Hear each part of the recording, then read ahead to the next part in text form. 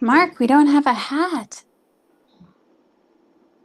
I got my ears lowered today, so I wanted to show off. Ah, well, they look fantastic. You guys are so funny when you say my ears lowered. I never heard that. Is it like a Minnesota thing? Because I think the first one I heard that from was TJ. Uh, no, but yeah, it's common usage amongst guys. Amongst No, I guys. got I got my hair cut. Why don't you get them all cut? It's cheaper. But I'm Uh, fun. but I'm Well, that bummed. was an interesting way to start Triple T. We are live on a Tuesday night for Talk Time with TJ. Triple T number 232, June 9th already, 2026. Half the year is already went under the bridge. And here we are. I want to thank you guys for showing up. My name is TJ Zebel. I like to call myself a professional problem solver, which I always follow up with, no, I don't know everything. I just have a unique way of asking questions and got a great tribe to research. I know how to find answers, help people find the solutions they are looking for. Welcome to Triple T. And as I said, we are live on YouTube, which allows me to say, hi, Mom, up in beautiful Alexandria, Minnesota. Yeah. And for the rest of you on YouTube, great welcome to you as well. I appreciate you showing up. And for those watching the recording, thank you so much. If you're on YouTube, if you would do me a big favor and would you do the simple things that are nice and affordable? All they cost you is a little time for a couple of clickety clicks. Click the subscribe button, ring the bell so you know when we're back on the air. Click a couple of likes, tap in some comments. I'd appreciate it. Helps out the channel. And if you find anything useful on here that you like, please share it with others. It doesn't cost you anything. I'm just trying to get the word out, trying to help as many people as possible. Another thing you can check while you're on the internet, you can check out my website at www.thetswb.com. Uh, and and Greg tossed me a quick squirrel. Alex is getting 3 quick trips. All right. Mr. V, also in Alexandria, glad you're joining us here. I really appreciate that. Back to the website. Plot twist, left turn. Yes, if you go to my website, thetswb.com, the tall skinny white boy is what it stands for, has since way before the internet. But on there you'll find out a few things about me. You can check the About Me tab. There's a PDF on there that tells you that I've almost lived, 48 lifetimes in my short time here. I've had people ask me if I'm 300 years old or how did I manage to get all those things done. But life's interesting.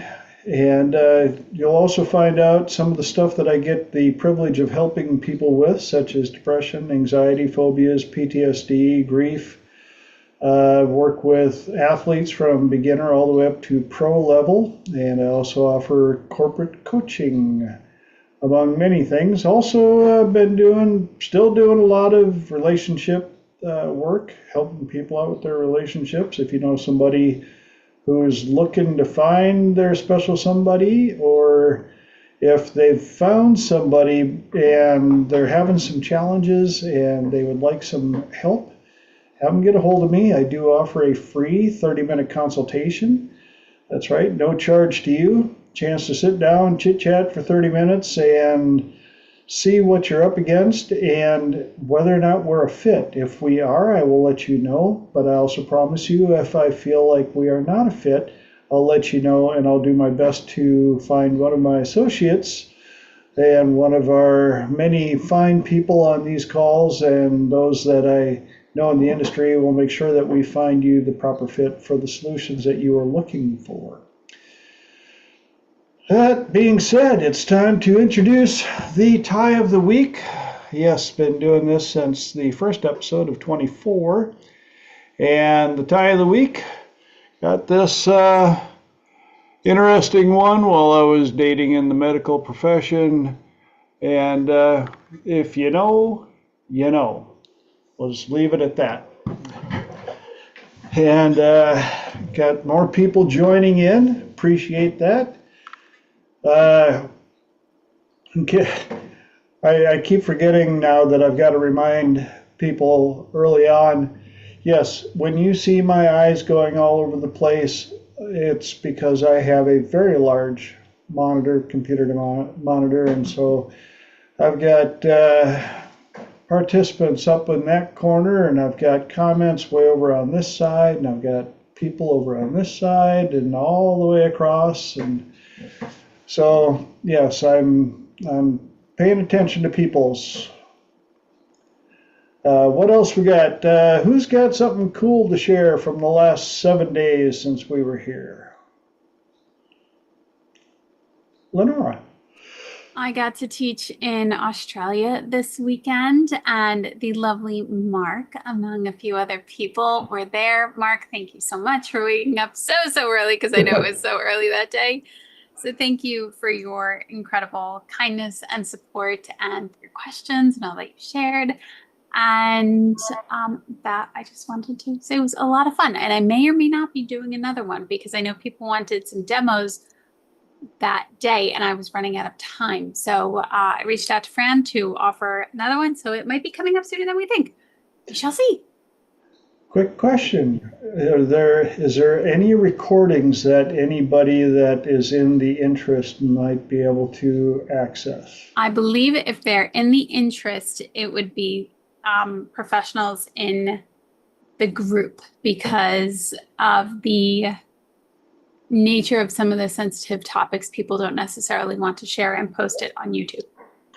So reach out to us if you have questions. Yep.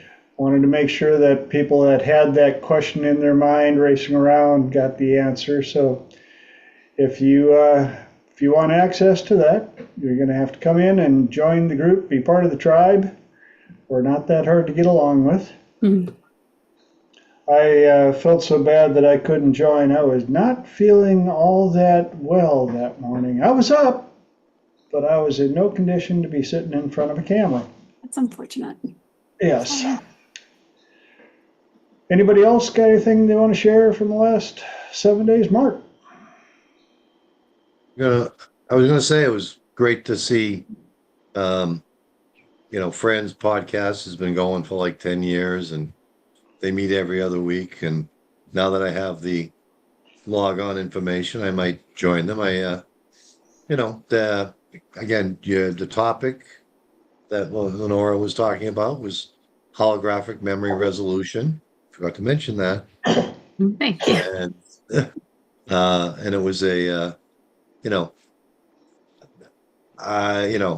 was, I tried to hang in there,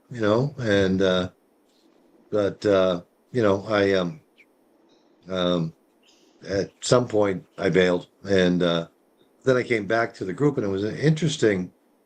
It was like 45 minutes or so after Fran and Lenora had departed, and the group was still going. And Elijah was talking about Windows 10 or something to the other members of the group, and I found it fascinating. And the thought occurred to me, I was like, why don't we have an after party? So that's a suggestion, not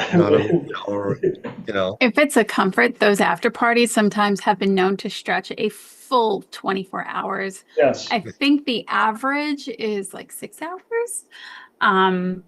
It depends. Yeah.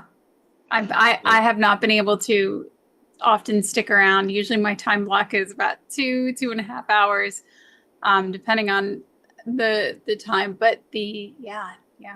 And I turn into a pumpkin, so. And part of it is their day is getting started. Or no, theirs is ending. Ours is getting started. Yeah, that's right. That's when that starts. Yeah, theirs getting started now. yeah, when we're getting up, theirs is ending, and they can just roll on into the evening, and Yeah.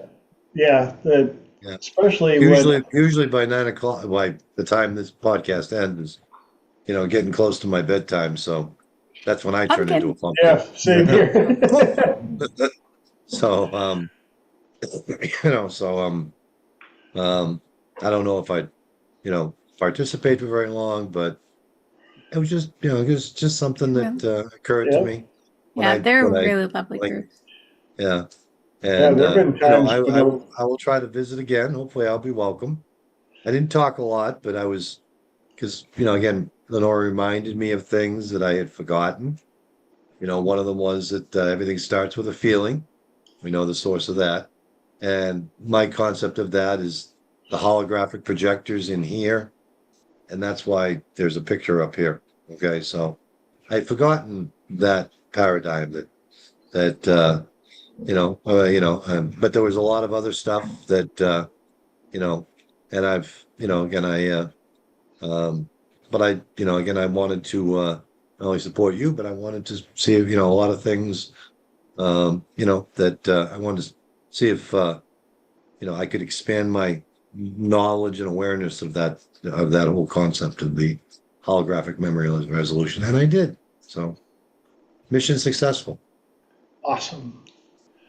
I wanted to add really quickly. There are so many amazing groups that are occurring that aren't necessarily like people getting a webinar alert or an email alert about it.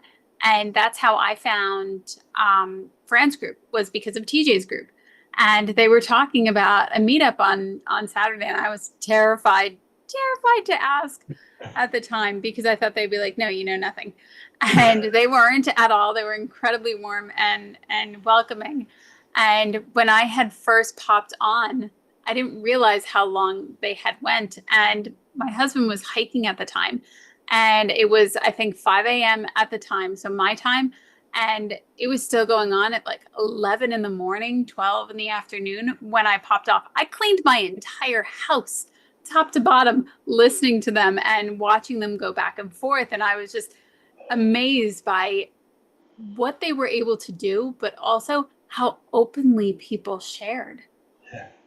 It was absolutely breathtaking, and it really spoke volumes as to how much high regard they hold each other, but also how much understanding they hold each other. It was wild, absolutely wild.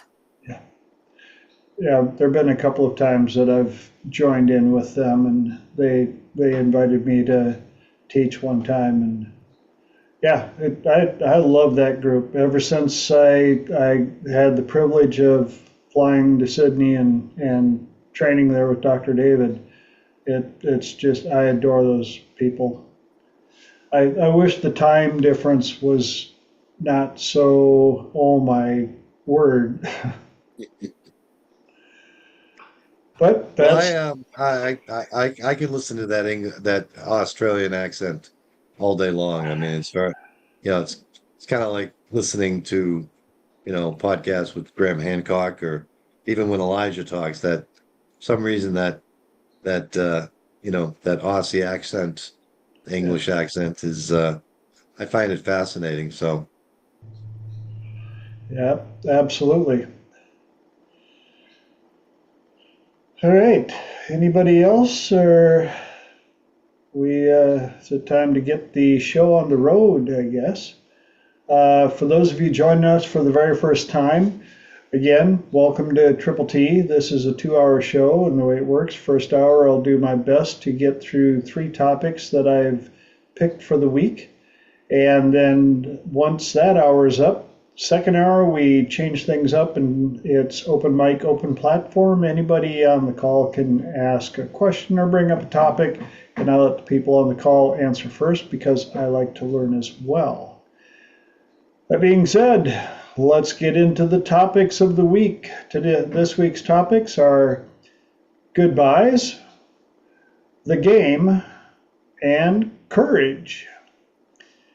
And as those of you who've been around Planet Triple T quite long enough, you know that I get most of these topics from my client work, and these are the same. Goodbyes, who goodbyes can be some of the sucky parts of life.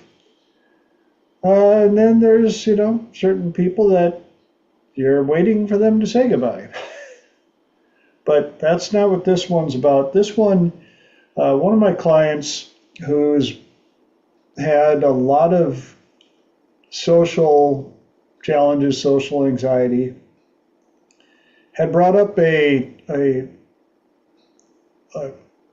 commentary or a write-up regarding some people who duck out, or I guess one of the nicknames for them is Irish goodbyes or French goodbyes, where party's going on and all of a sudden you look around and bloop, they're gone.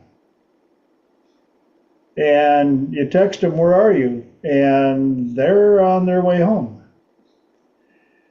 And the article talked about how for some people, the act of saying goodbye takes up pretty much more energy than it's worth to them. It especially, and it's not just an introvert situation. A lot of it can go back to issues during childhood about long drawn out goodbyes, or of course if you're from Minnesota, Dan, we've got this thing that we like to call the Minnesota goodbye. That's where you go, yeah, oh my gosh, look at the time, yeah, we should get going. Anyhow, like we were saying, and then you talk for another 15, 20 minutes, and you're like, oh my gosh, look at the time, we got to get rolling. So now you're standing by the door, and you talk for another 5, 10 minutes, and you're like, man, oh, the time, I got to get out of here. And so you walk out to the car, and then you talk about the car for another 10 minutes, and then, yeah, we got to get rolling. And then you get into the car, but you roll the window down so you can talk for another 5 minutes. And the Minnesota goodbye is only like 12 goodbyes. It only takes you about 45 minutes to do properly. And you'll learn to say goodbye early, but for the people that are used to the Minnesota goodbye, they can find it kind of rude when all of a sudden they look up and what, they just left? Didn't say goodbye, nothing? No thank you, no handshake, no hug, no catch you later, or my parents having an existential crisis at home and I gotta fly. But the article pointed out, yes, there are a number of people that preserves more energy than it's worth it to them to not have to burn up that energy trying to say goodbye to everybody. Anybody got any inputs, ahas, epiphanies on that? Mark. Yeah, well, we were at a celebration of life for a friend of mine who passed away back in October. And, I got to the end of the night and, everybody was, or the afternoon, and everybody's saying their goodbyes, and then, basically it's like, yeah, hey, we got to do this more often. We got to we got to get together, when we're together, you get to say goodbye, but it's always, yeah, we got to do this more often. And then nobody ever takes action to make it happen more often. So, it could be goodbyes can sometimes be painful. Had to say goodbye to my friend and, and go through the whole grieving thing. But, we had a good day and talked a lot of smack about him, and that was a good thing. So, Yep. um, told some stories that other people didn't know. I mean, basically, it was because he's Jewish, they didn't do a wake, but his wife is Catholic, and, this celebration of life was her and her daughter's idea.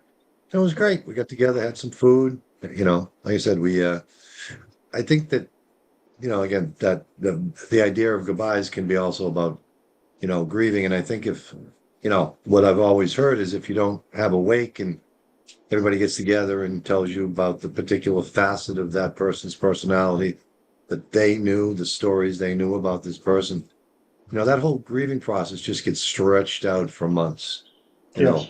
know, and, that's why I think the wake is useful, but this happened 6 months after, my friend, changed worlds.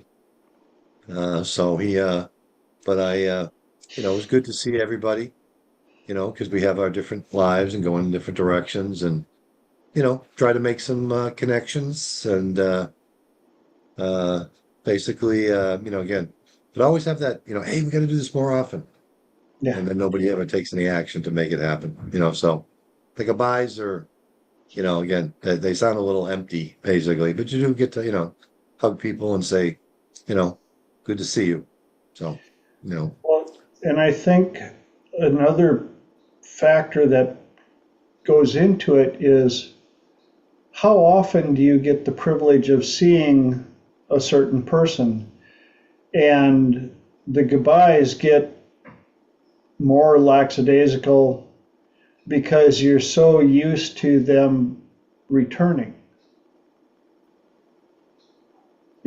Sometimes like the last time I said goodbye to my pops, I knew it was the last time I was going to say goodbye. That was a different goodbye. And yet it was enough for me because I knew that I was okay with it.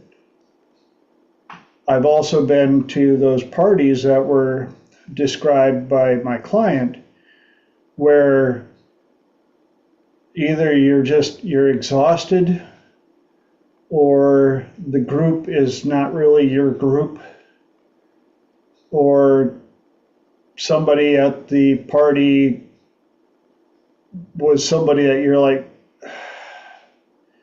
they had to show up. And so you can justify a number of different ways that, you know what, peace out, and I'm just going to leave quietly because I don't want to deal with the drama of, oh, yeah, it's so early, or just a couple more, and oh, geez, what are you, a softie now? What is it? Oh, are you going to the old folks' home now? You going to bed at 11? I remember those days. So there's lots of different reasons, but a lot of people, when they see people ducking out almost kind of on the regular, they don't think about the people that actually do not handle that situation well. I think a lot of it is judgment on personal values and criteria. Well, I would never do that. Well, good. Then don't. Mark. yeah, your squirrel about your dad tapped my squirrel on the shoulder, reminded me of a great goodbye story. And I've told it before. My mom was dying. She was in the rehab. She was all bloated because of the Valium or whatever they had her on. And, we were holding her hand and saying, it's okay to let go. And, we're going to be fine. And my sister and I were there. And, uh, there was a special light in the room, as I've said before. And I asked my sister, what's that? She said, well, it's our brother who's passed. He's here. He's come together. And the thought occurred to my mind. I'm like, my dad had already passed, and Yep. he had his little dog, because a week after he was gone, She had the dog put down. Um, she hated that dog. But so the thought occurred to me, if my brother's here to take her home, take her to heaven, I asked my sister, I said, "Where's the old man?" And my sister, without breaking a sweat, she goes, "Oh, he's out in the hallways. He's got the dog with him. He's afraid to come in." And the fact that an immaterial spirit is out there quaking in his shoes, thinking, "Oh my God, she's coming across. I'll never have a moment's peace for the rest of eternity." We laughed and we laughed. The kind of belly laugh that you don't have any breath left for like 5 minutes. The thought that he was out in the hallway and he's afraid to come in. We laughed. And if that's the last sound, because hearing is one of the last things to go. If that's and I don't know if she was laughing wherever she was at the joke, but the fact that that was the last sound she heard, that was a great goodbye, Hey, basically. wow. What a So way to go. What a yeah, perfect goodbye. I can't imagine a better way to go. Yeah, right? The and it was at my dad's expense, but what the hell? Like I said, the fact, and I could see him being out in the hallway and saying, "Oh shit, she's coming across." Well, he knows you guys, so he's like, I'm waiting. I'm waiting. You just do it. So when it's your time, he's going to be in the hallway going, "So, that little thingy you said there." Yeah, Pops. That's a great goodbye, though. That is a great goodbye. And that's where, you know, it,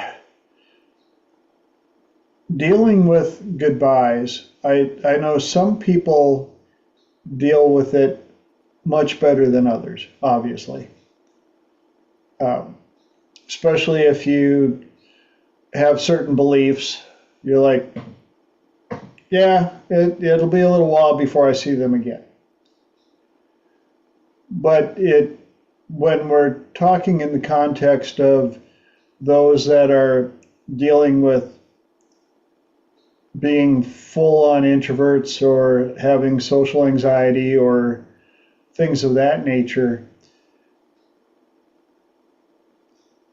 one of the things that the article allowed me to help my client with was how can you deal with it easier, or how can you set yourself up so that people can understand that when it's time for me to go, I'm just going to pop out. And they don't have to take it personally. They don't have to get offended.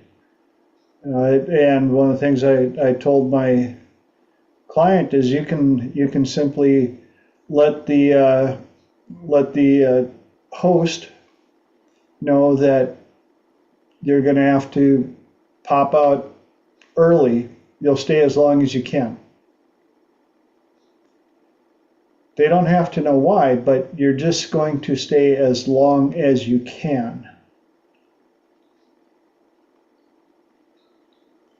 And you can follow it up with, "I'll stay as long as I can, and I'll just send you a text when I get home. Or I'll send you a text the next morning, let you know I made it fine."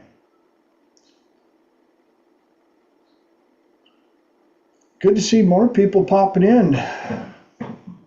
Appreciate you guys showing up. Any other ahas, inputs, epiphanies on goodbyes?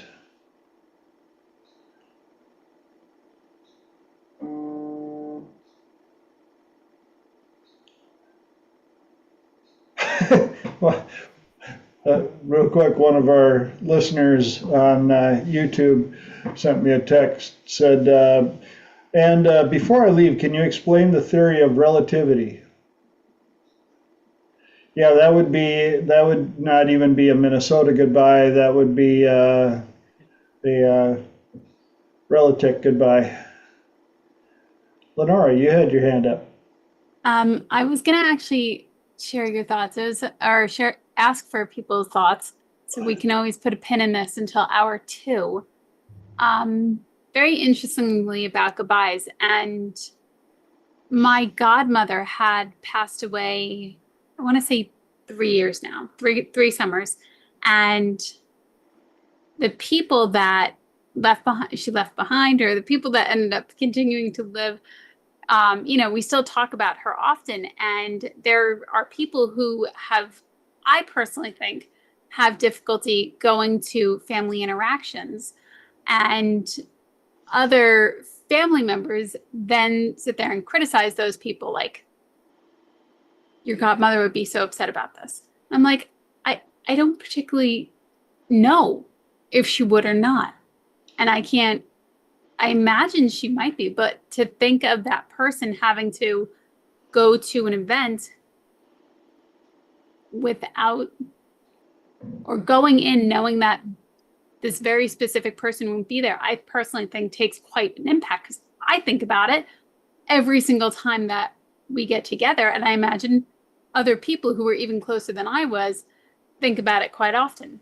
So I was curious to know what people, I feel like this group probably has a lot more empathy when they see things like that, where other people can be very judgmental. And I don't think that necessarily is the most supportive thing that could be going on. So just curious.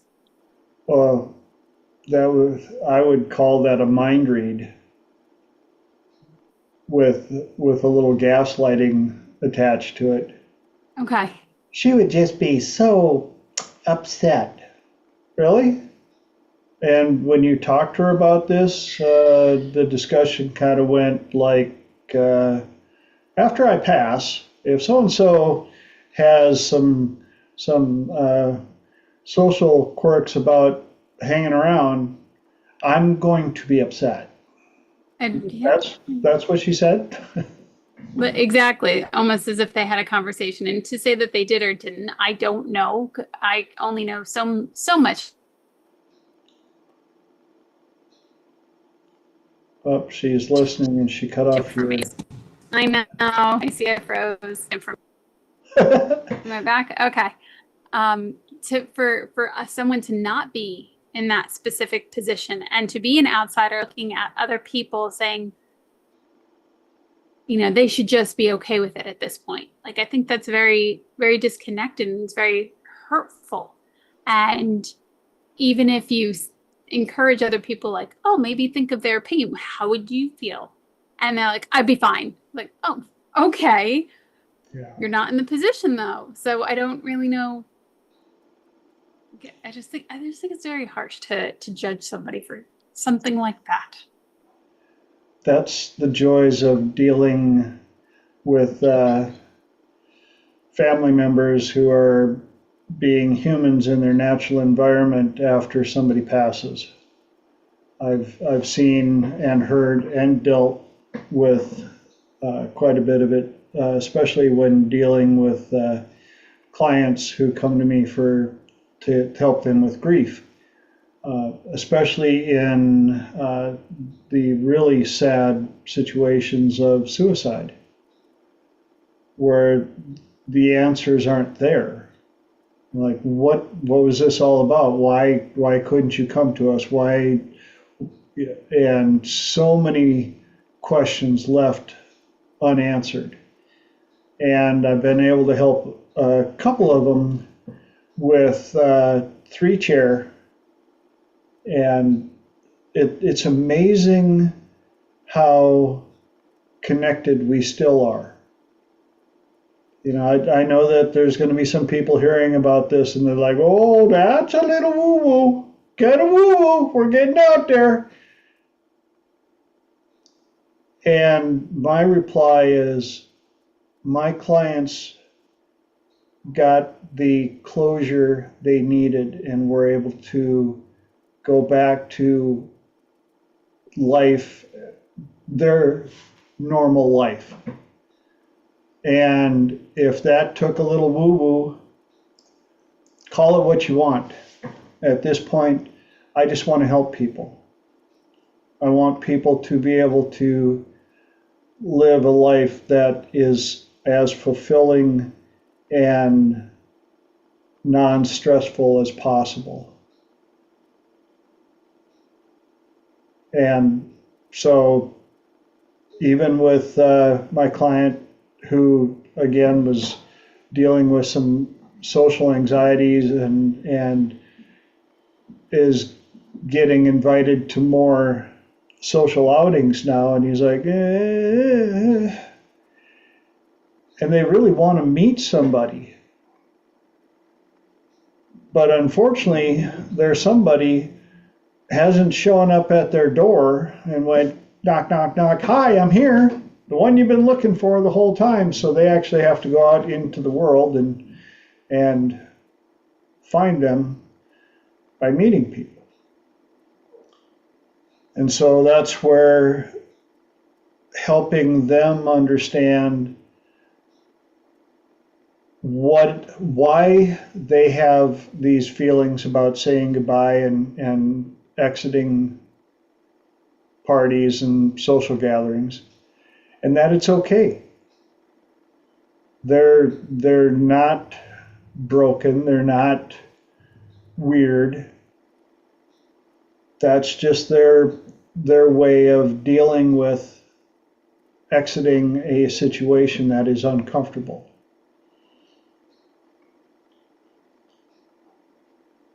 Any other inputs, ahas, epiphanies before we move on? All right. Well, it looks like we're going to get at least 2 topics tonight. Second topic, the game. And this one came from, again, one of my clients who watched a reel, an Instagram, where they were talking about if you realized that this whole thing that we call life is really just a game.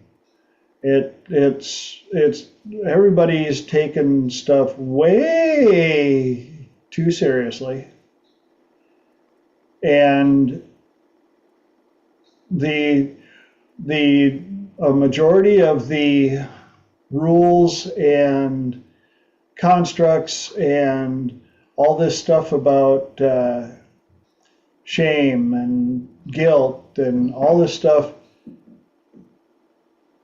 they're all man-made constructs anyway. So if you were able to take that and reduce it all to a game, how differently might you be able to live?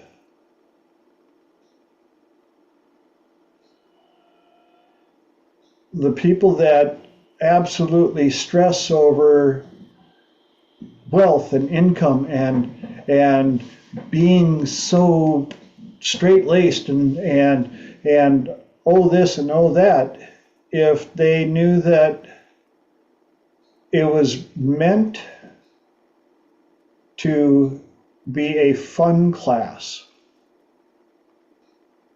not a serious class, and it's not so much that you don't get any awards other than a participation award.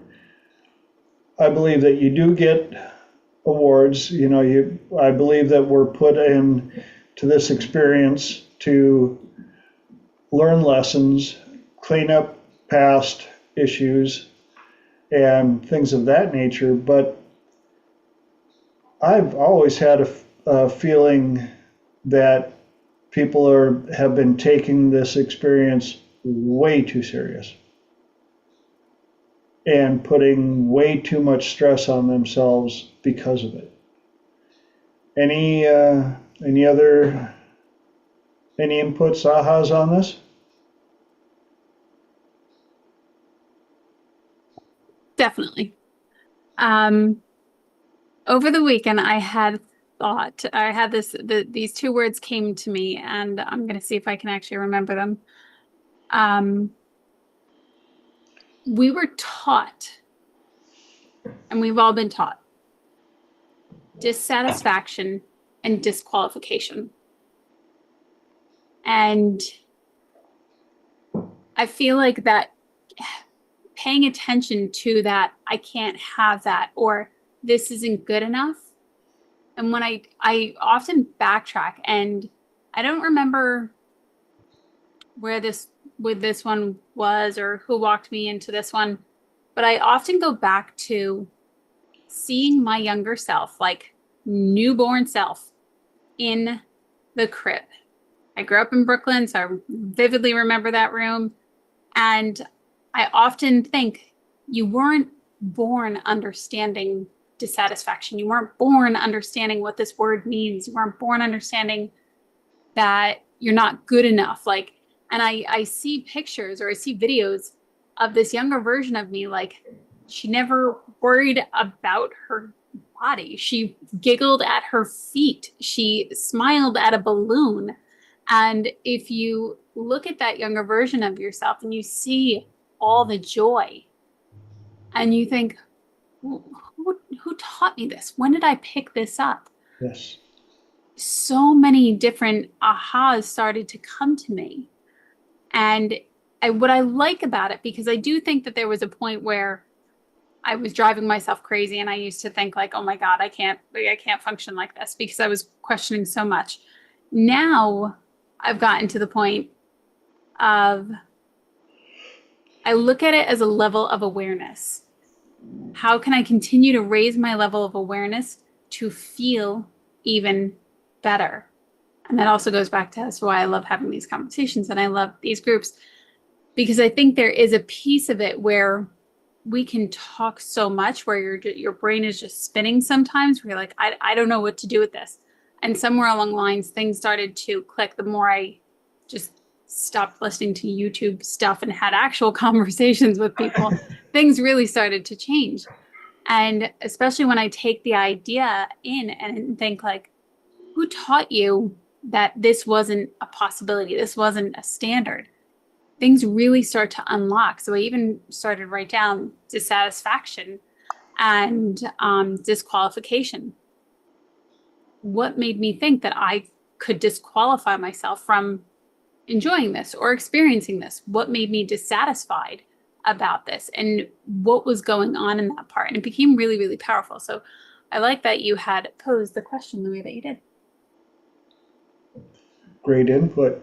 And while you were bringing that up, and again, for those of you that are watching live on YouTube, you don't get the privilege of seeing the comments. And Mark put in this comment that someone once said, "Life is the only game where figuring out the rules of the game is the object of the game."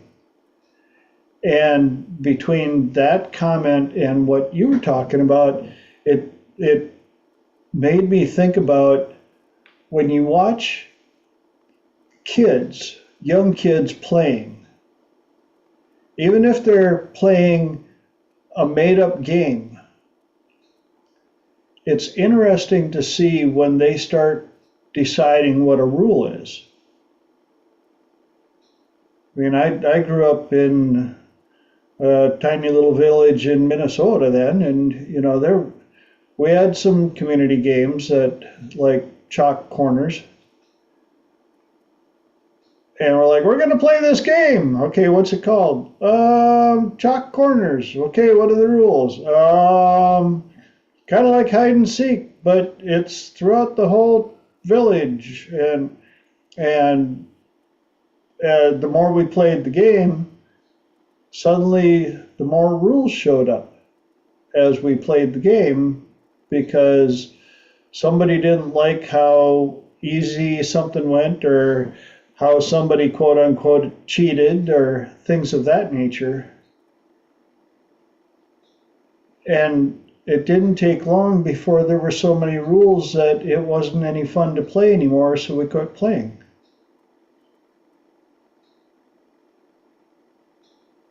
So like you said, Lenore, at what point did we get ruled into not wanting to play? This game sucks.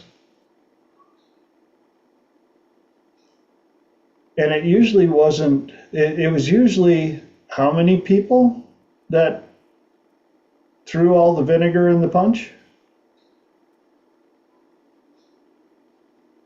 Yeah, just very, very few of them. Mark.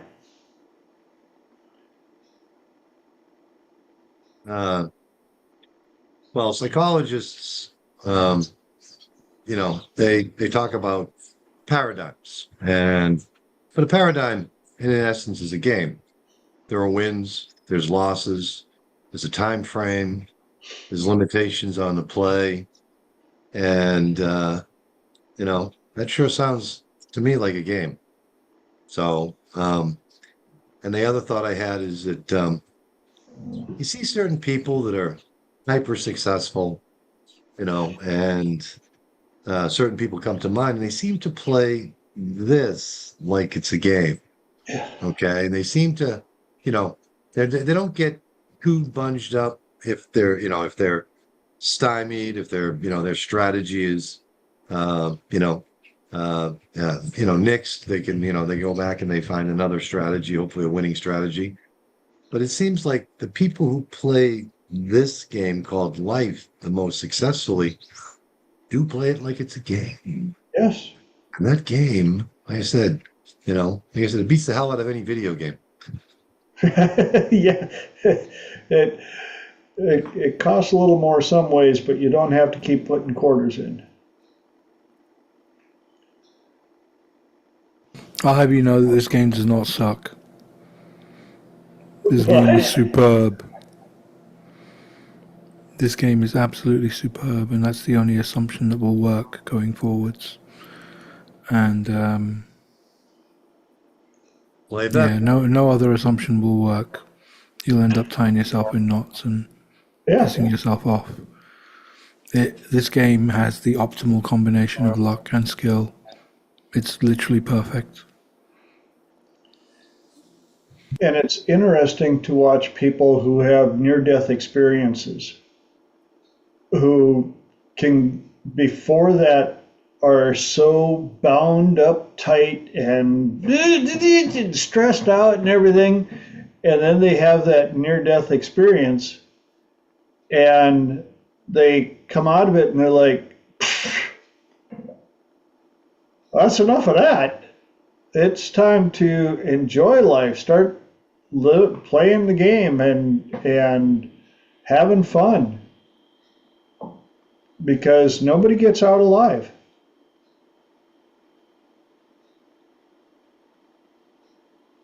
And you ask people in their end days, any advice?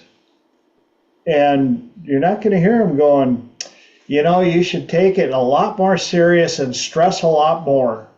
Put in a lot more overtime. That would really, I wish I would have put in so much more overtime and stressed myself out.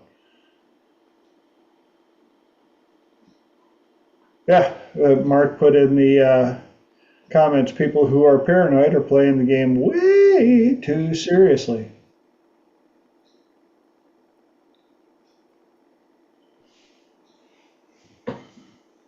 And that's part of what we in this community get to help people with, in a way, is taking a look at themselves and taking a look at their lives, and especially the ones that are so concerned about, especially things like what other people might be thinking.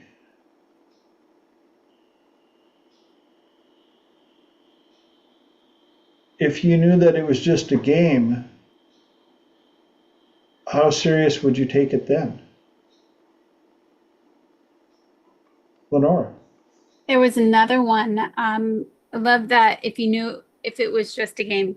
And I will say there was, I used to have that idea, and I think most of you by this point know that I had a really difficult time with uncertainty, and TJ and Elijah had to help me a lot with that in the very early episodes of Triple T. And in the idea of, if you knew it was a game, how differently would you play? I would hear this like, but what if I'm wrong? What if I'm not? And that was a very, very big voice that was around for quite a while, and she's gotten much softer in her declarations of certainty over the years. And if people are noticing that worry, that hesitation, that like, oh my God, no, it can't be. I think it's very interesting of an idea to at least sit with and to at least play with. And what if you don't like games? Agreed, Renee. But it's definitely something to play with. And if that one is a bit too extreme, another one might be, I found a reel over the weekend and said, who would you be in the absence of your concerns? Yes. And another one that I think is, who would you be if judgment didn't exist? Or if shame and judgment didn't exist? Yeah. And if you go back to dissatisfaction and disqualification, again, those are things that we are learned and we are taught. So some people don't realize, and I will absolutely hands down say for sure, I did not realize how significant my inner critic, because I just labeled her an inner critic, was when it came to judgment and when it came to shame. And I think it's definitely something to continue to look at, and not just to look at by yourself and necessarily write it down, but to have a conversation with somebody. And, you know, TJ's done this to me, Elijah's done this to me, and they've like pinpointed it. Aaron has done this to me. They've seen it coming, and they notice the pattern just because I'm talking in conversation. But when we have one-on-ones, they're like, what was that? You just said something there. What was that? Because we don't notice it because it's so a part of our personality. And the more you have conversations with people, or you're willing to ask, like, especially in the Australia group, the more you say, you know, this is where I am, this is what I'm having difficulty with. People who practice this, and it is truly embodied and a part of us, especially when we have these conversations, we tend to notice it more, because not only are we working with clients, we work on ourselves, and we also play on the weekends and we do these types of things. So if people are struggling with, well, what if this is a game? Oh my God, what if it's not? Or I'm dissatisfied. Oh, why can I never be satisfied? Or something like that. I absolutely encourage people to come off of YouTube in the sense of watching a motivational video that says like hustle harder, or go even more fiercely. Come off of it. Just stop. Come have conversations with people. Come to groups and meetups like this, because it will make a difference and it will completely change your life. Thank you so much. Couldn't agree more. Mark. Yeah, I have a chessboard in my office, and if somebody's a chess player, you know, I can play 3 or 4 games with them, and I can kind of get a read on their style, how they play. You know, are they aggressive? Are they passive? Are they counter punches? How do they deal with winning? How do they deal with losing? So sometimes it can be a really valuable therapeutic tool, because how you play the game is how you play the game. Big one called life. So, yeah, I use it, like I said, on occasion as a means of seeing, you know, how do they deal with frustration? How do they deal with winning? How do they deal with losing? So I always have that chessboard ready in my office. Yep. And I like that Renee put in there, what if you don't like games? You still play games. There's games that you play with yourself. There's games that you play with others. Games you play with pets. It's what scale do you play on? What rules are you willing to abide by? Whose authority in the how the game is run are you willing to trust? And yeah, dealing with people that are trying to sell you stuff, or you're trying to sell stuff too. That's a game in itself. So if you can look at all of that stuff like a game, um, even with romance game, career game, marriage game, relationship game, I think it takes a lot of the pressure off, the false pressure that doesn't need to be there, that probably isn't really there. It's a mental construct put together anyway. And see if I can. Hey, Duncan, can you hear me?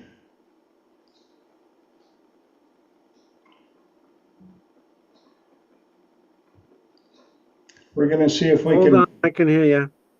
We're going to see if we can get 3 topics done here that Greg and I were talking earlier today a little bit, and the idea of courage to live. Oh, yes. And I think it kind of coincides with this topic of the game, where you also have to have the courage to play. Yeah. So, if you don't mind, Greg, toss your idea out on the courage to live. Yeah, we had quite a lengthy conversation, and we ended it on that. It came down to that, the courage to get up in the morning and face a day, another day, unknown, what may or may not happen. That's You can have other skills, right? You can have talents and abilities and skills and ways of living. But in the end, oh yeah, this was it. It comes down to courage, because even if you have trust and faith, I was saying, like, you can't call up mom and dad up in heaven in the castle and go, "Hey, mom, I'm having a hard time today, and I'm having a tough time with whatever," right? You know they're there, or many of us know they're there. Like, it's apparent to us because we're these magical, miraculous beings, and there's evidence of that. But yet, that part of us, the conditioned part of us, right? That stuff that we believed, that we took on as infants and young adults and all that stuff, all that information, because we had no opportunity yet to discern, to judge what was going on. We just accepted it all, and many of us get really screwed up, and we take on ideas and beliefs from other people. And it's that undoing, that recognizing that, and to have the courage that, yes, you are part of something big. What you're doing is important. It's good to have awareness and consciousness, and to move forward even when you're doubting, when challenges come up, right? You just kind of have to pull yourself up and go, "I'm going to do it. I'm going to do it." And the more you do that, the more you heal, right? The more you're able to look at those things that you took on as truth, and maybe they weren't, and you make new decisions.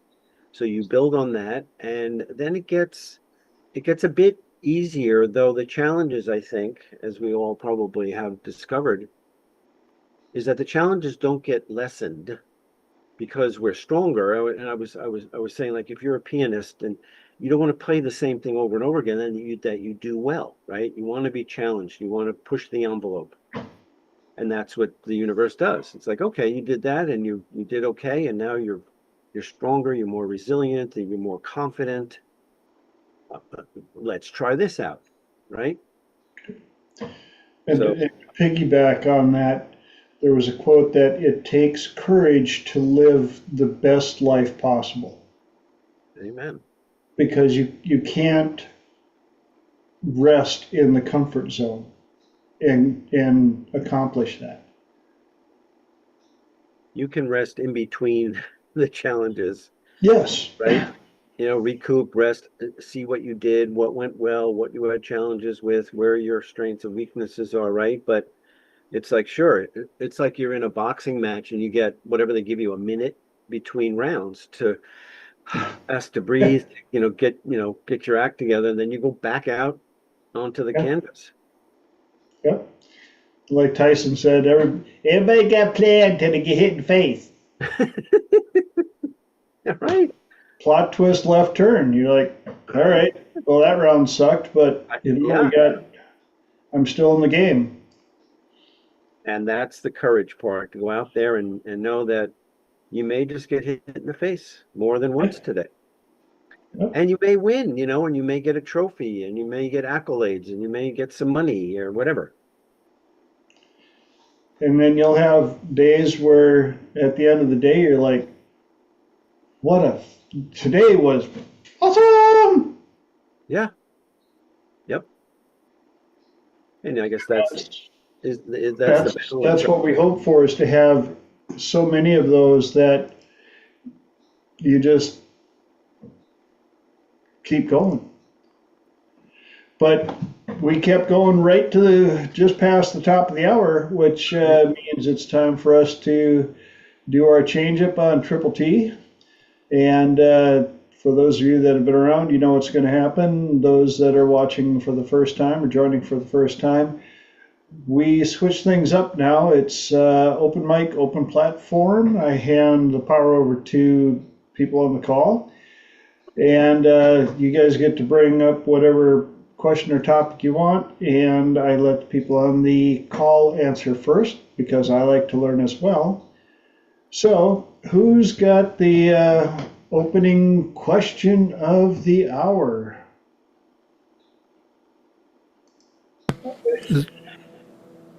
Go on. Who was that? Someone was going to speak? No? You. Okay. So, I don't really think of life as a game. That metaphor doesn't really work for me. But we'll stick with it, and we'll use it going forwards for now. I think what Mark was getting at when he was talking about chess and all that was that you don't play the game, you play the players, right? The same thing with TJ was talking about making sales, and you don't play the game, you play the players. And so I was wondering what people thought about that, this idea that it's not so much about the rules of the game and playing the game well or being skilled at staying within the confines of these rules, but rather maneuvering so that the other people are forced, perhaps forced is a bit of a strong word, but, persuaded somehow to do the things that are required so that you and them, because let's keep it clean, you and them can get the outcome. So how much is it about playing a game versus playing the players? Because I think it's about playing the players. How about that? Maybe the greatest foe in this game could be you. Oh, for sure. For sure. However, I mean, no one else would be worthy, right, to be your own adversary than yourself. No kidding. Right? However, that also is overcomable if, eventually for everyone, I believe, I would like to believe. I don't know if I'm there yet, but I'd like to think I'm closer than I've ever been. Mm-hmm. Awesome. Mark's got his hand up.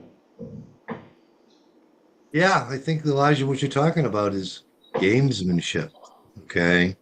There is I don't know if they play checkers in England, but, you know, most times you play checkers with, an older person and when you're a kid, and most times you lose, the first time you play the game. And the first words out of most kids' mouth when I was a kid were, "Can we play again?" Because you wanted to win, you wanted to improve your strategy, you wanted to have that feeling. And, you know, uh, I do believe that life is a game. And like I said, I play the game to its hilt, and, I think again, you can disagree, and that's what we're here for, but I believe that life is a game. I believe that, like I said, I believe there are games within games, and that's all the gamesmanship that we play, managing relationships, we're managing career, and we're not discouraged when we lose. It just inspires us to play better. So, our, but yeah, that enthusiasm, that I had as a kid, the first time I played checkers and got, beaten, the first words out of my mouth were, "Can we play again?" Because, again, it was an enthusiasm based on, that it was fun. And, even though I didn't win, I was inspired to play better. So, and when people are not, playing the career game very, very well, I tell them, well, the great thing about a game is you can, playing better, and I tell kids in the school, I mean, school's like a game. There's certain things you have to do on one level. And if you do enough of them, you get bounced to the next level, next higher level. Uh, and it sure seems like a game to me. Sounds like, Mario Brothers. You get, so life is, school is kind of like a video game. And when I explain that to them, that it's a game and you got to figure out how to play the game on this level if you want to get to the next level, and then subsequent weeks, I'm like, so how'd you play the game this week? Oh, I was terrible at it. I said, well, the great thing about a game is you can always play better. Yep. So play better. So, again, that's the fun in playing the game. So, again, I think that, again, that describes my whole life. Don't invalidate my own life, Elijah. I try to play, the best I can on any particular day. And, if I have to, renew my strategy or, how I'm going to help somebody, I have to, I just got to play better the next time. So that's And I my two like cents. I like the way you brought that up because it reminded me of a little comment one of my clients gave me when I was talking about us leveling up in this game we call life, and they said, "New level, new devil." You can get up to the new level, and then you get to see what that challenge, what that level has for challenges, and hopefully the challenges come kindly and softly, but you still want to have enough of a challenge to make it worth playing. Uh, I think was it you, Greg, that when we were talking said if you were playing baseball and every time you got up to bat you hit a home run, after a while the game would get bored and people wouldn't even be excited to see you step up to the plate. Yep, exactly. Yep. Lenora. Hilariously, in a podcast, I can put the link in, Chase Hughes was recently on, and he was talking about this idea of what if you're God? And the ultimate peace is not you can slay dragons, not that you can do all these things. Eventually, you'd get bored of that. The ultimate peace is you forget. Right, to lose yourself. To lose, Being around. and where my metaphor is that when I say I don't think the game metaphor works. Just for me, I'm not saying it doesn't work. It doesn't work for me. I think I see life as a show. Like a reveal? It's a play. It's a show, right? We're actors Hmm. playing a part. Yep. That's the way I see it. And because the thing about game is, you know, it contains winning, and if something contains winning, then it must also contain losing, right? And Mark says, well, you can always play better, but if you can always play better, then the opposite must also exist, that you can always play worse. But when it comes to a show, when it comes to acting, it's not so much a judgment of better or worse or winning or losing, it's just expression. And expression is fluid, like dance or singing or any other art form.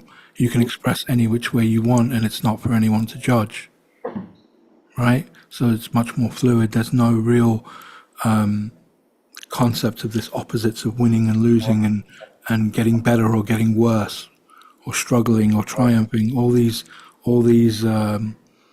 The moment you have one of them, you must also have its opposite as a potential. Whereas when it comes to expression, if somebody doesn't like the painting, they don't like the painting. They don't have to like the painting. You didn't paint it for them, right? Yep. I don't see, I don't, like I've been to art galleries. There are some paintings I didn't like, but I never once went to the manager and said, listen, you need to get that one out of here, Yeah. because that was just someone expressing, and me not liking it was me expressing. And there's nothing wrong with either of those things. Hmm. But it's not at any point a competition. And that's the thing. The moment it becomes a competition of any sort, someone has to lose. And even if you're the winner, and even if you're one who practices over and over, even if you've got a tough skin, and even if you've got the enthusiasm, so can we play again, or let me have another go, like at some point in this Aristotelian thinking, this or that thinking, where there's only two possibilities, then at some point you'll have to experience both of them. Whereas if you have a non-Aristotelian thinking, this and not this thinking, then you include all possibilities, not just the two opposites. Right. And I like the fact that you brought up art, because even though I owned a photography studio and I've done graphic arts and all this stuff, I remember when I went to the Louvre and saw the Mona Lisa, and it was like, that's it? That's the Mona Lisa. And when I went to Copenhagen, Denmark, and saw the mermaid, my friend who lives there was showing us around town. She's like, "Oh, and you got to see the mermaid." And I'm like, "Oh yeah, got to see the mermaid, the famous mermaid. Oh, the mermaid." Da, da, da, da, da. And there it is, and it's about this big, sitting on a rock in the harbor. Same thing. I'm like, that's the mermaid. It kind of makes you understand the expression. Yeah, it looked a lot bigger on television. I was expecting something that you could, like sit on or pose next to. It was about twice the size of my foot. But as Elijah pointed out, that's part of the life experience. They're all very proud of those items, and so to align it with some of the stuff that we do, we think that some of the stuff we've gone through is this huge monumental, oh my gosh, I can't believe this happened to me. And somebody else looks at it and goes, that's it? That's what you're all wound up about? That's what you're sobbing about? Really?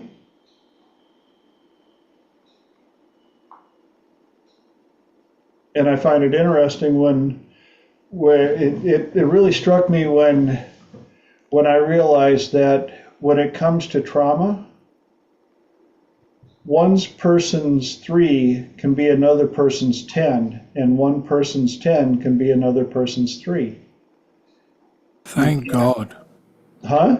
Thank God.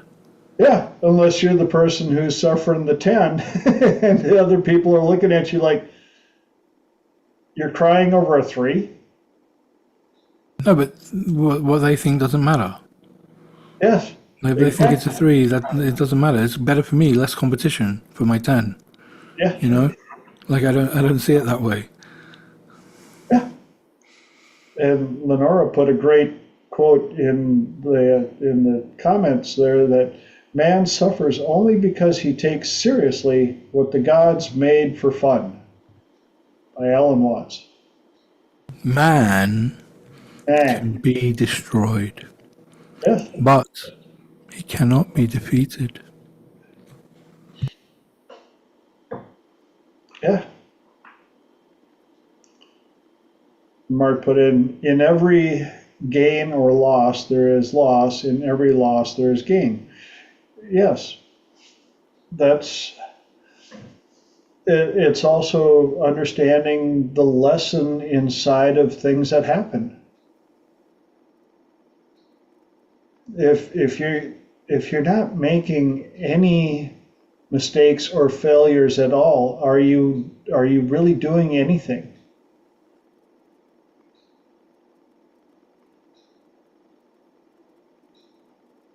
You gotta make some attempts. You gotta do some experiments. You gotta get in there and live life to figure out what works and what doesn't.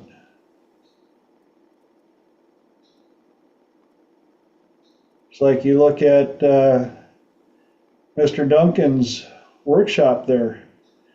That didn't happen overnight. Not nearly. No. Couple of versions, couple of late nights, couple of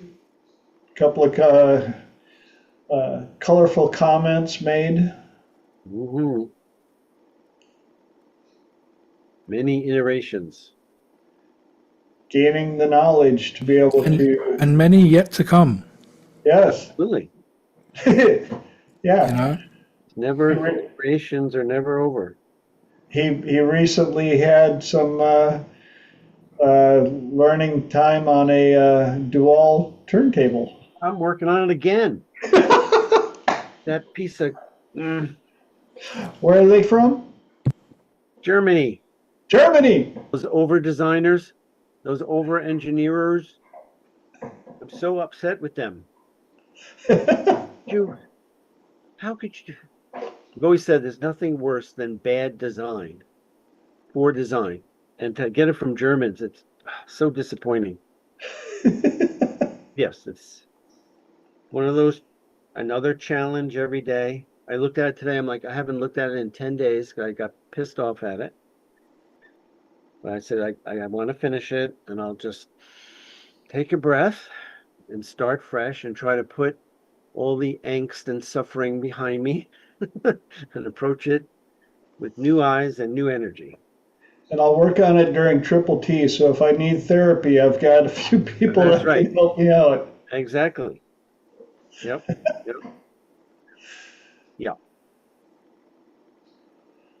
So if anybody has any vintage stereo audio equipment that they would like some input, some information on, you know who to contact. Yep. I have lots of experience In the analog world. Yes. Analog. True. Holy analog. Yes. Yes. That's the other conversation we had was analog versus digital. And coming from an analog upbringing and then being uh, not forced, but slowly Transition. to get used to digital stuff. That's a challenge. The digital realm, truly. Yeah. Yeah, we could make that into a topic of watching life parallel, the idea of switching from analog to digital. I don't know. I couldn't live in a purely digital world. It's too damn digital now, man. If there's certain things, tools, like your phone, right? Obvious digital tool. This And platform that we're yeah, sharing, where we've got people from all over the planet on here. yeah, it has its values and its efficiencies, and it helps make life easier, more productive, more creative in some ways. Yes. I remember, for those of us that are old enough to remember the Jetsons, Oh, sure. yeah, by this time we were supposed to have so much convenience that we would be bored. We would have very little to actually have to do ourselves. Robots would be Hmm. completely cleaning our houses, taking care of ourselves, making the food for us and everything. Yep. Walking our dogs. Well, of all the tech that they had, the one you want is the car that folds into a briefcase. Yes, yes. His car folds into a briefcase and he carries it into the office. That's like legendary. It's coming. Yeah, it'll drive itself and it'll let you know if you're too tired, too intoxicated, too angry, or if you're a criminal. It'll drive you straight to the popo. Yeah, it'll lock your doors and drive you to the police department. Yep. Mark, you got your hand up.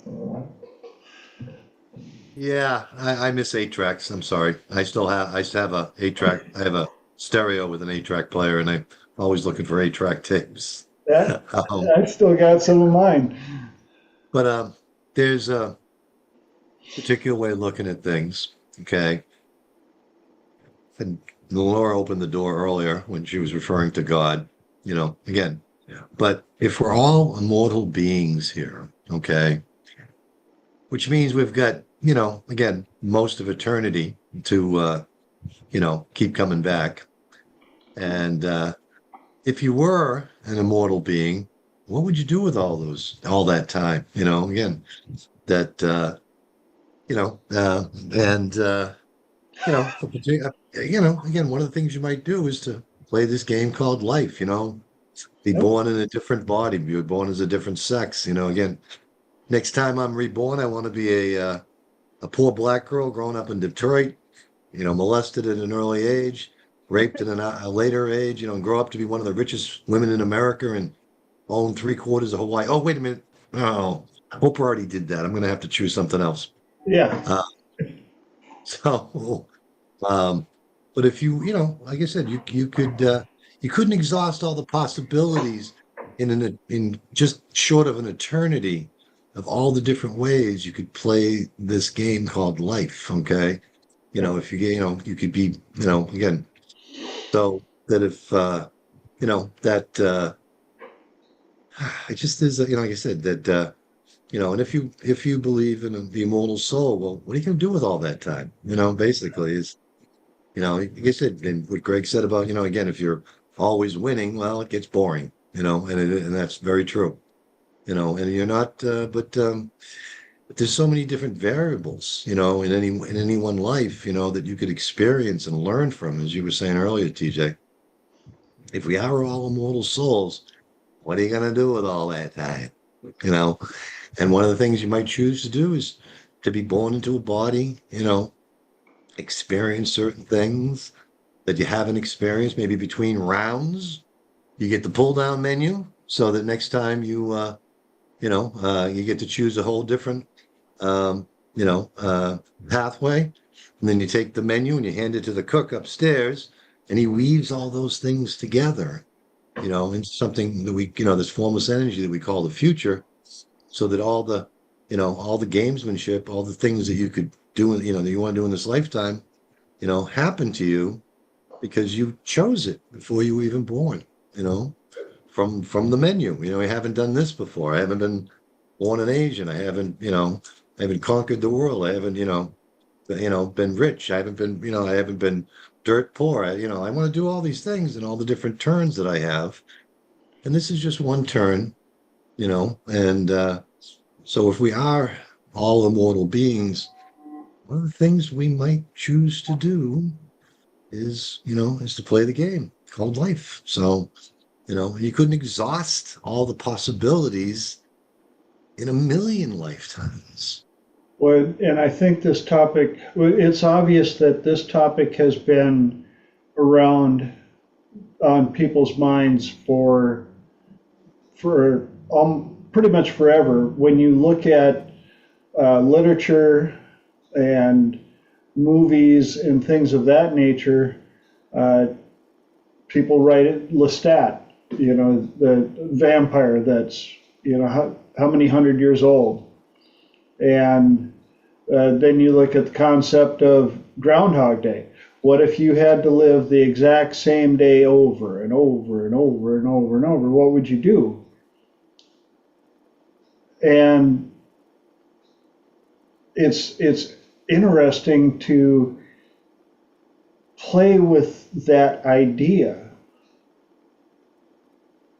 And I think that's where the novelty of those movies is so apparent. Even the League of Incredible Men or something like that, where one of them was also extremely old by our standards.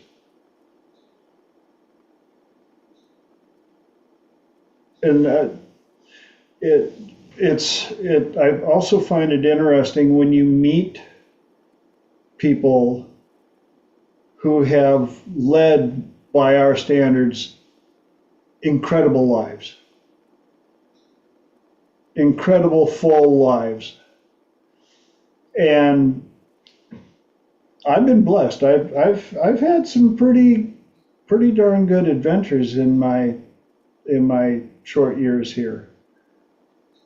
And yet I look at some. There was a young lady from, forget where she was from in Europe, but she was like, my village thinks that I'm absolutely crazy because I wanted to do this and do that and do this instead of going to university or getting married. And she put together a little collaboration of the countries she's lived in, the adventures she's done, the thing that she's experienced, and it was amazing. And she goes, I don't know if I'm crazy or not, but I've been living life as much as I can. I've been packing as much life into every day as I possibly can.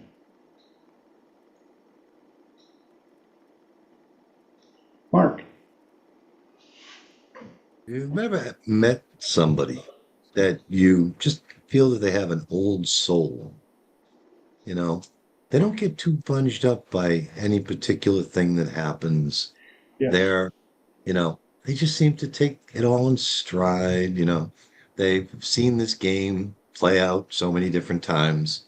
The Dalai Lama, in fact, there's something on YouTube called 20 Questions to Ask the Dalai Lama, because the Dalai Lama, they believe, the Buddhists, that when he dies, his soul's immediately transferred to a child that's born at the exact moment. And the monks fan out through all India.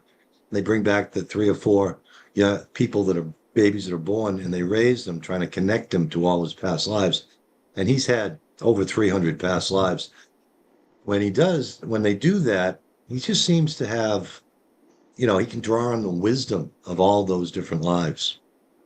And the first question they asked him, and it was a British journalist that finally, after 20 years, they said, you can ask him 20 questions. Well, what 20 questions would you ask Jesus, basically? Um, but they asked him, they said, how come traveling through India on the way here, I see all the poor people and they're always smiling, but the rich people, the Brahmins, the people with, that are wealthy, they're always like scowling and they're always, and the Dalai Lama says, well, that's easy. He said, the rich people can't take the time to smile because they got to protect their stuff. Somebody might take their stuff. The poor people, if they have a full belly and a place to sleep that night, and the possibility of a full belly and a place to sleep tomorrow night, they're happy. Okay. And that was the first of 20 questions that he asked the Dalai Lama. You can still find it on YouTube.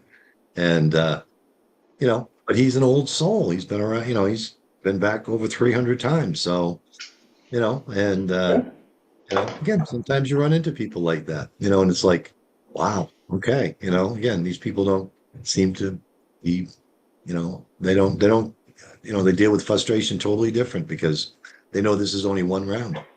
Yeah. And turn the page, go to the next round.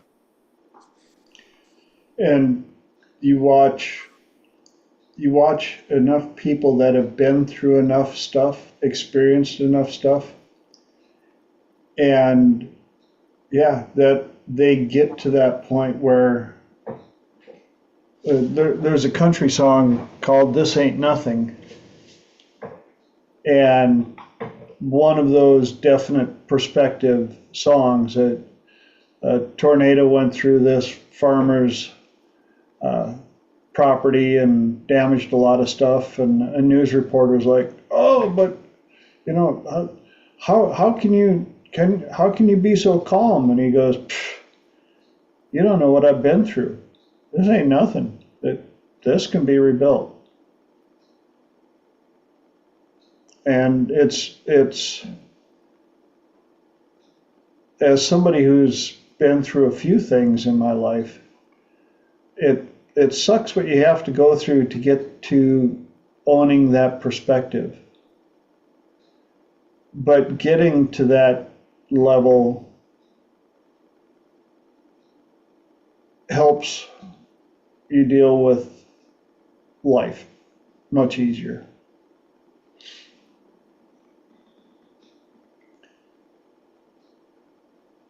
Any more, or is it time for another a new question or a new topic?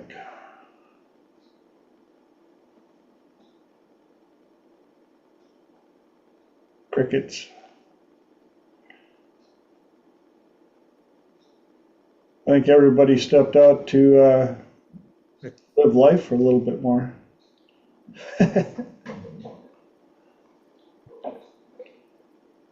Anybody? Of course, the two that have books of questions and topics are not on camera right now. Oh, there she is. I always have questions. I was actually going through my phone because there are times where I can't always have a pen and paper, so I write stuff down. Like when I'm on a hike, I write down lots of different things. And I was going through and I'm like, where are some of these questions that I have? Out of curiosity, how many people struggle to let themselves actually rest without guilt or shame? Good question. I do. All the time. That was a good thing. Can you share a little bit more about that?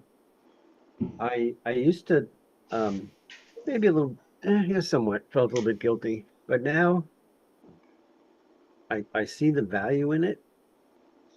The physical rest, the rest from thinking. Um, just I'm blessed now in my life. It's usually really quiet around here.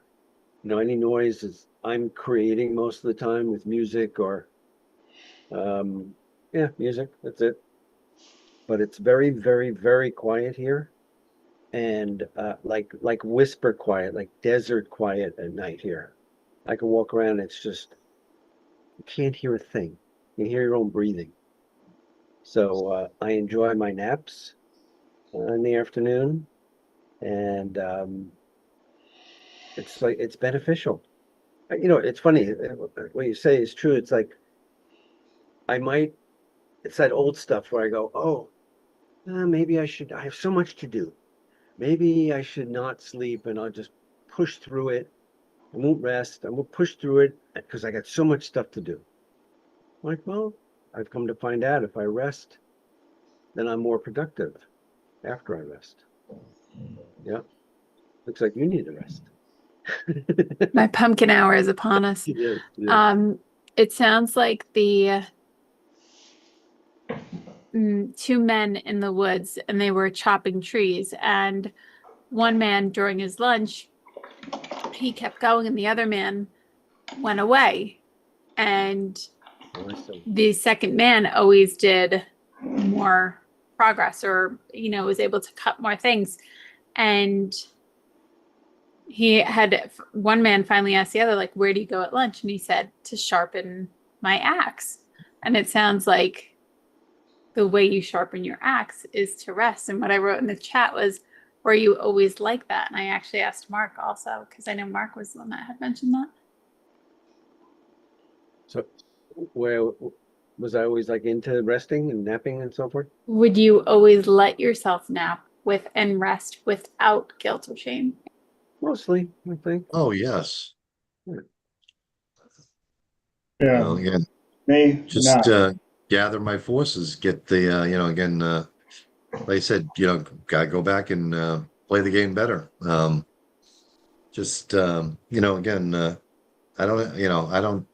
I love my naps, again, I think getting up the afternoon nap was, again, in other countries, they work all morning like, demons, and then they go home, they have a meal, they take a rest, like in Italy, and then they go Yeah. back at it, for 4 or 5 hours, and then, Yep. just it's just a recharge, so I don't have any guilt about gathering myself and maybe playing with but like I said, if there's something I'm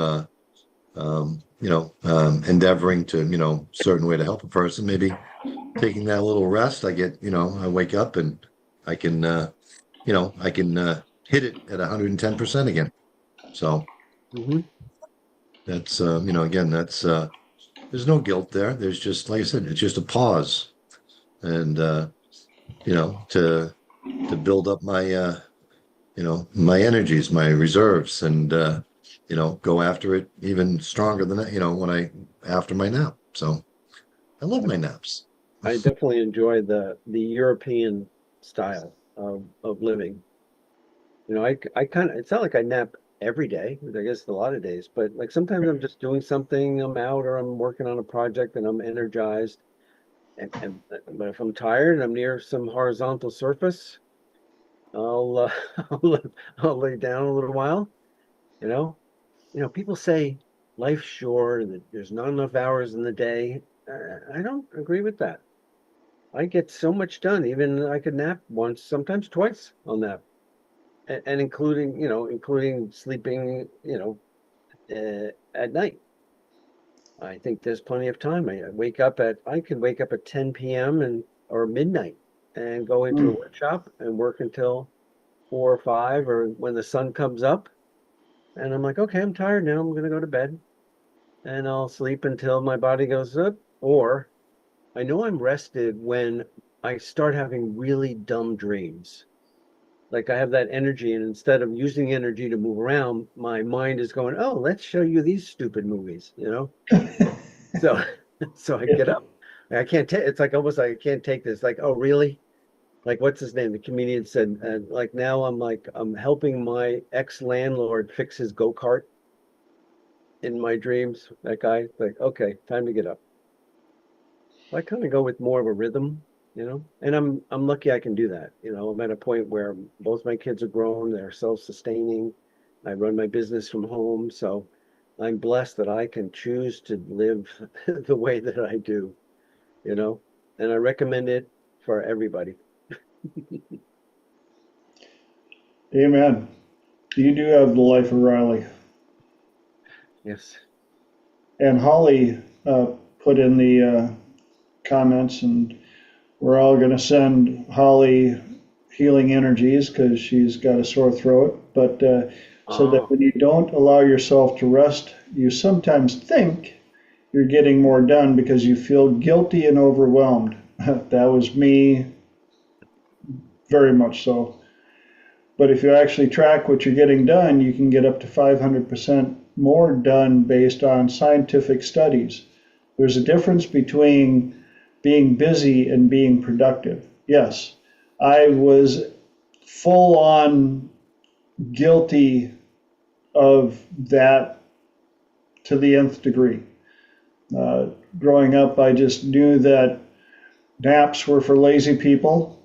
You had to get stuff done. You had to stay busy, busy, busy, busy. Otherwise, if you weren't busy, there were plenty of people around who would find something for you to get busy with.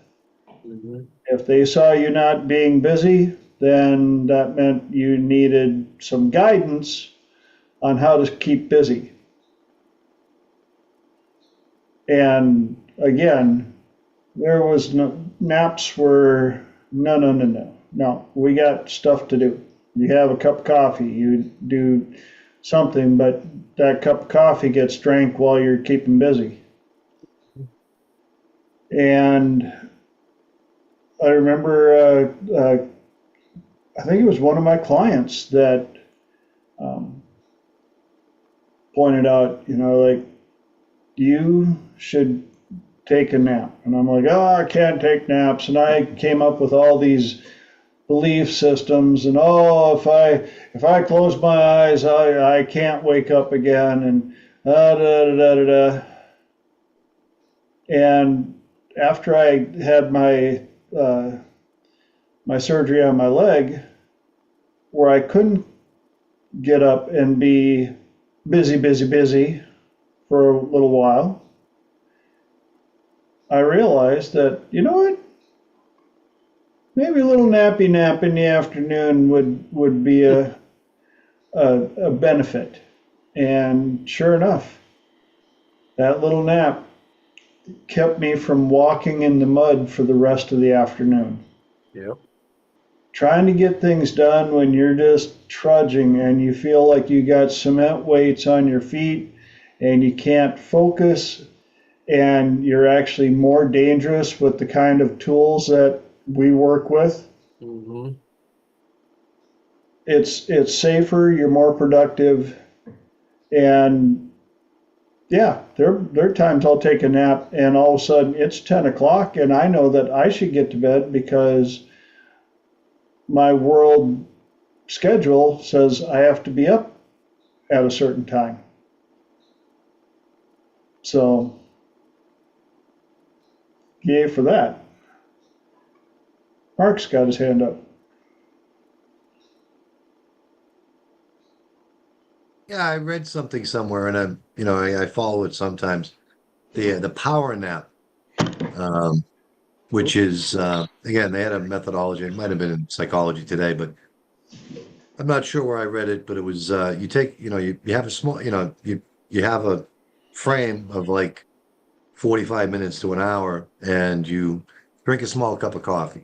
Okay, which sounds counterproductive, but you drink a small cup of coffee, and then you put your head back and you take a little nap, and 45 minutes later, your body will wake you because you're going to have to, you know, um, de-water.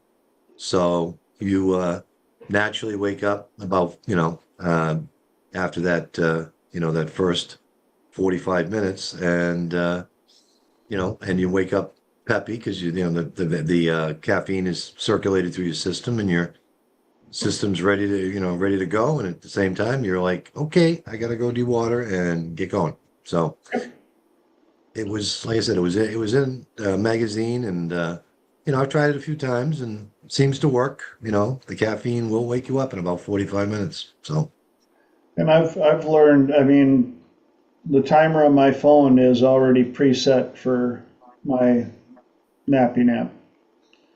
So when I feel the mud settling in around my feet, and like Greg pointed out, there are some days I don't need it at all.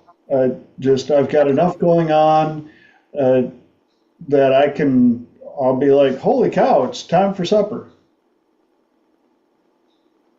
Mm-hmm. And I don't, on those days, I don't feel like I missed the nap, Mm-hmm. like it's going to affect my day at all.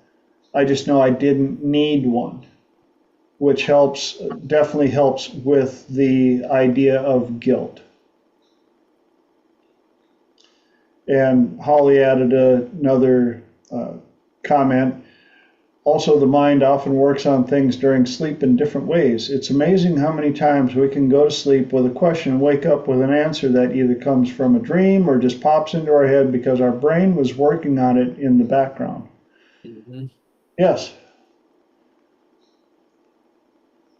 Yep, and that's there have been I've seen enough studies about that where if you got something that is really bugging you or something like that, write it down on a piece of paper next to your bed.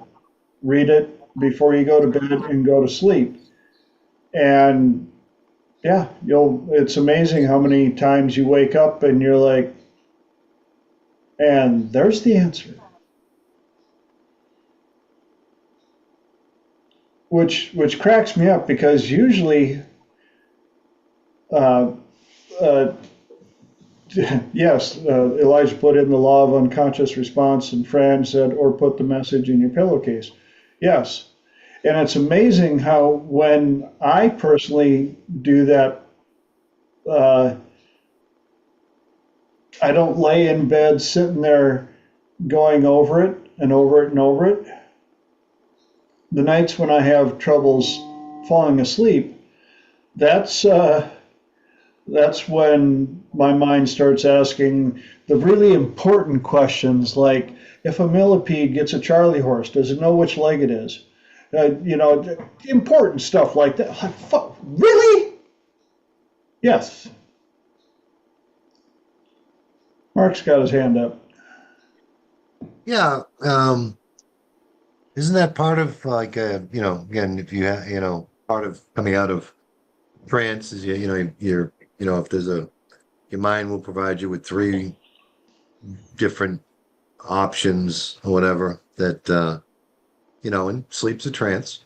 Like I said, if I have a question or, how I'm going to help a particular person and I'm a little stymied, that'll be the last thing I'll ask my subconscious before I go to bed. And usually wake up and I look in the inbox and there's three suggestions. Now, because the subconscious is very immature or not too rational, it might be if somebody's having a problem with their mother-in-law controlling their lives, one of the suggestions, well, if they just killed him and buried him in the backyard, then all their problems will be over. Like, now I can't tell the client that. Okay. Yeah. Throw that one away.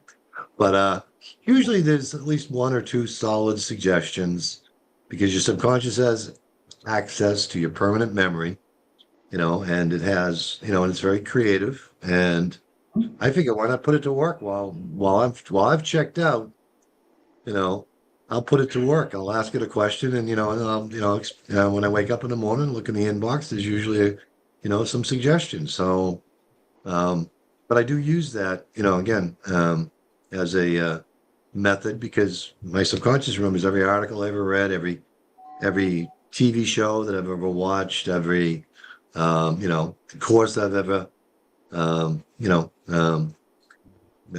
been taken, podcast, whatever, again, they're all stored, but my conscious mind only has partial access to my long-term memory. My subconscious has total access, so I think I put him to work. He's not doing anything else for 8 hours, so go put him to work. Well, and that's also where a lot of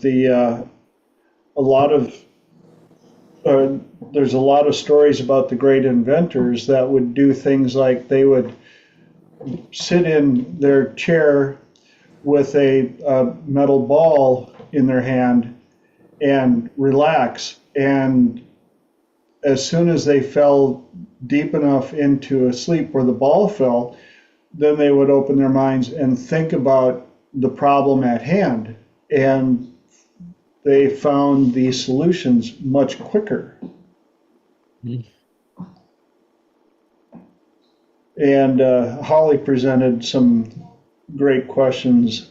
Again, would you feel guilty taking the time to take your car to get an oil change or pulling over on a long trip in the summer to give your engine a break so it doesn't overheat? Sometimes we treat things we own better than we treat ourselves. Yeah. Yep. 100%. Yep.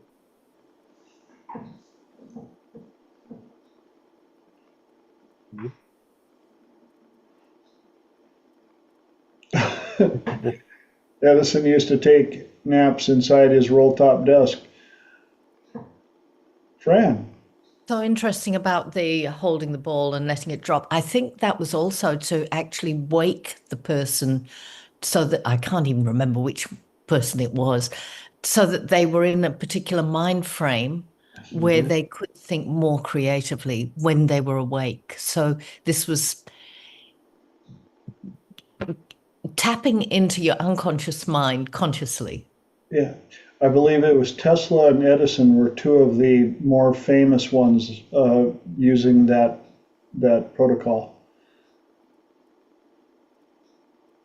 TJ, you ever been working under the dash of a car and I've seen videos, so you just kind of go, you just close your eyes and take like a, who knows, minute, 2, 5, 10, whatever. You just crash out. You got tools all over you and Yes. debris on your chest and stuff in your hair. It's like, okay. And you're laying on like drills and screwdrivers and stuff. It's like Mechanic yoga, I called it. Yeah. Upside down, underneath, and twisted, and you can't get that darn thing, and you can't figure out why it's not working. right. And you're just like, oh. Just let it go. And you wake up and you're like, oh. Well, there you have it. Yep, Yeah. absolutely. But nobody explained to me what was happening back then, or I would have allowed it to happen much more because I was afraid of getting caught taking a cat nap in the shop. Yep. Mm-hmm. Although I do remember a very famous one. I was working under my car and I fell asleep, and my dog snuck under to see what was going on and touched me in the ribs and woke me up, and I sat up into the drive shaft. Bang. Nice little bang. Darn! All right. That is not the wake-up call I was looking for, but Mm-hmm. I'm awake. In fact, I got one of them this morning, right there. Oh yeah. Yeah. Yeah. Mhm. Nice If it was one. if it was in your third eye, you might have got some insights. Yeah. No, this was in my side eye, and I got some comments that I spoke out loud. And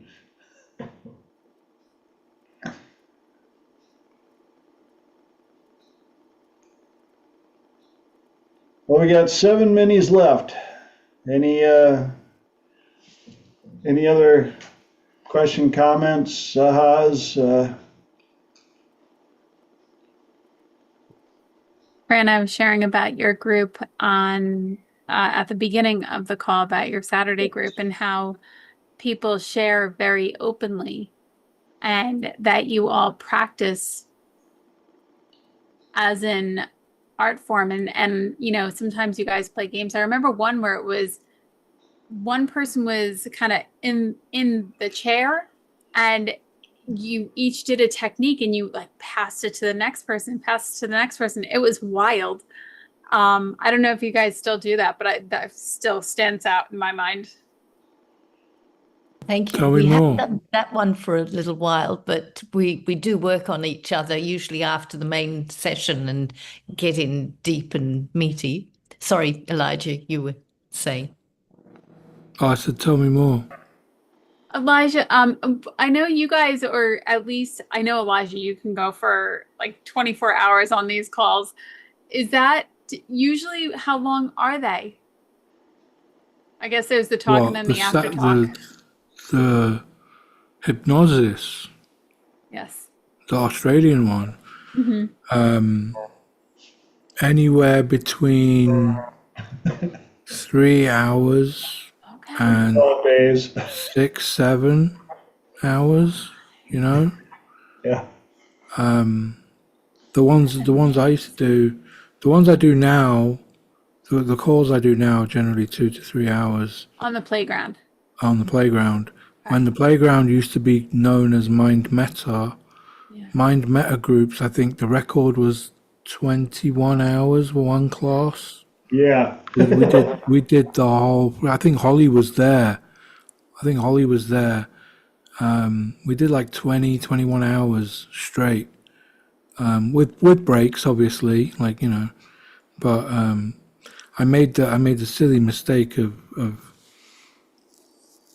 I told the people, like I said, I'm not leaving until everybody else leaves, and they just didn't leave. And one of them, Julie, I'm sure you know Julie, right? You met Julie in Vegas, right? Yeah. When we were there. So she's very stubborn. She was just like, I'm not leaving. And we just ended up staying for like 20, 21 hours. It was crazy. We literally like had breakfast and then it was like great. It was like, okay, I'm going to just take a break for 10 minutes and go and get breakfast. Kind of I thought thing. you were gonna be like, I'm gonna take a break and close my eyes for a few minutes. No, no, no, no, no. I wasn't losing to I, Julie, dude. No way. you guys are Like we kept impressive. going. We kept going and we did some, and I have the whole thing. I have the whole thing on Oh, I video. don't doubt it. I know Yeah. Holly has taught a couple of classes also. I know Holly, you did one on, I want to say, hand mudras. Kuji in. Yeah. Yeah. I have that one too. I have that one on video as well. Somewhere. I have to find it. I'm pretty sure Very cool. I'm pretty sure I have a recording of that. It was Very a very cool. good class.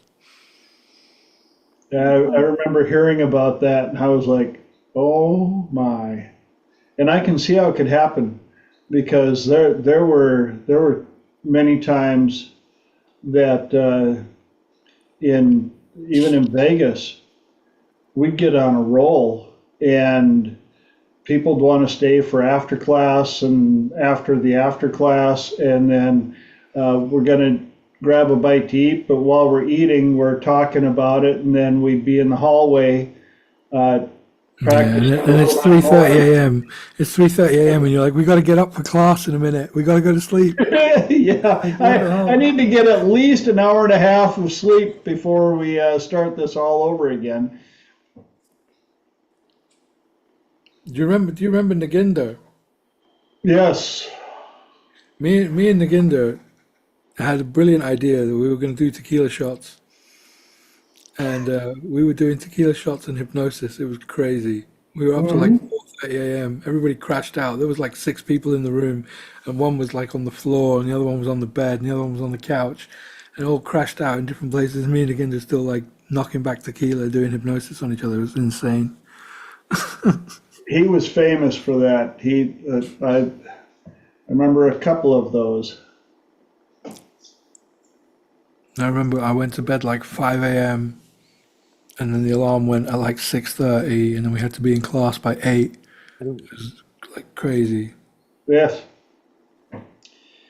Yeah, I could, and of course, I didn't have I couldn't be late, and I couldn't bow out because I was running the AV. So yeah, there were a couple of And of course, the day after you do the all-nighter is the day David decides to go long and stay till 9 p.m. course. So then it's like a double session anyway in class, and you're just absolutely shattered, right? Yes. But look how happy you are. You're recalling the memory. Oh yes. Bro, because like, you know, like I did so much trance in such a short period of time. It was crazy. I did so much trance, Yes. you know? Zero Like RA. I literally had like 6 years worth of development in the space of 2.5 weeks or something. It was crazy. Like the accelerated learning was insane. And Yeah, when your, you're your that SRUs are tired, so your SRUs are so low that the guard at the gate is out Yeah, cold. yeah. Every suggestion goes in. And if the suggestion is you're the world's best hypnotist, then it just goes in. Yes, Fran. that was exactly what I was going to say. When you're that tired, you've got no filters at all. Yeah, I remember seeing some absolutely astounding transformations like on the end of the second and third day because everybody was just We used to do wiped a word out. salad. Do you remember the Yeah, word salad exercise? We have one person sit in a chair and we would have four hypnotists, one in front, yes, one behind, one on the left side, one on the right side, and all of them would talk at the same time. yeah, And you just have suggestions coming from all sides, and you can't follow it because sometimes you hear this person's voice and sometimes you hear that person's voice, and at some point you can't follow it all. So you have to go unconscious in order to follow it because so conscious is like sequential processing and yes, you need parallel processing, so you have to go unconscious in order to process it. So, but then the moment you go unconscious, not only are they still going on all four directions, but then David grabs the microphone and over the AV system, he's like, deeper and deeper, 10 times deeper, 100 times stronger, 10, you know what I mean? And it's just like pounding your brain with suggestions. It's insane, dude. and then watching everybody at the end of okay, now it's we're done for the night, and everybody's like, um, Fran. I was going to say that's so fantastic when it's live. I'm still trying to work out how to do it on a video call. We can get about three voices, okay, but when you get more than three voices, you lose everything. So, TJ, with your audio skills, I want some Yeah, some hints on that at some point. You might need to use different software. It might not be Zoom. Maybe you could do it on Discord, or maybe you could do it on some other software. Zoom won't allow it. If you have more than two people talking at once, once you get the third person, like you say, it starts yeah, to cut the audio because yeah. The bandwidth it's is trying to. And also these days, like Zoom does the AI transcript, right? So it itself can't follow if there's too many voices at once, right? So it's in its own benefit. and now we're over time, but we got people on the call, I'm sure, that are going, what the what?